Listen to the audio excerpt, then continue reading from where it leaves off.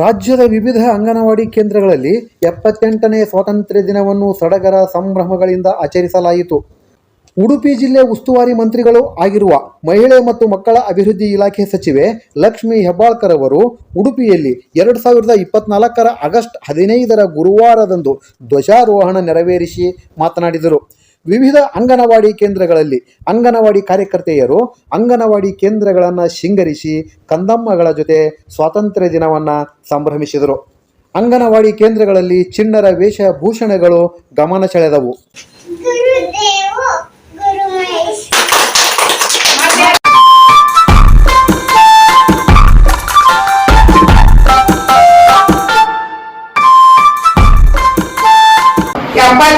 ಸ್ವತಂತ್ರ ದಿನಾಚರಣೆಯನ್ನು ನಮ್ಮ ಶಾಲೆಗ ಬಹಳ ಚಂದ ಆಚರಣೆ ಮಾಡಿದ್ವಿ. ನಾವು ಎಲ್ಲರೂ ಸೇರಿ ನಾನು ಕಿತ್ತೂರಲ್ಲಿ ಚೆನ್ನಮ್ಮ. ಹಬ್ಬ ಬೇಕೆ ನಿಮ್ಗೆ? ಯಾಕೆ ಬೇಕು? ನೀವೇನು ಅಣ್ಣ ತಮ್ಮಂದಿರ? ನಿಮ್ಗೆ ಯಾಕೆ ಕೊಡ್ಬೇಕು ಕಪ್ಪ?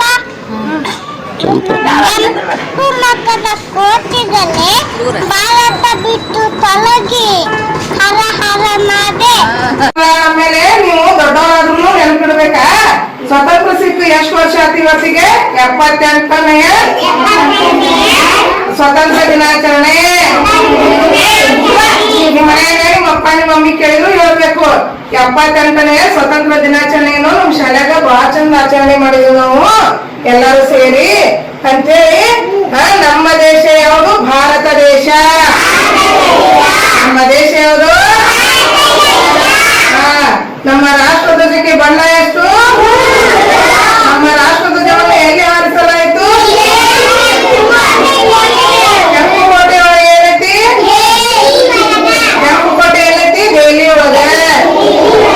ದೆಹಲಿ ಒಳಗೆ ಏನ್ ಹಾರಿಸ್ತೀವಿ ನಾವು ಕೆಂಪು ಕೋಟೆ ಮೇಲೆ? ರಾಷ್ಟ್ರ ಧ್ವಜವನ್ನು.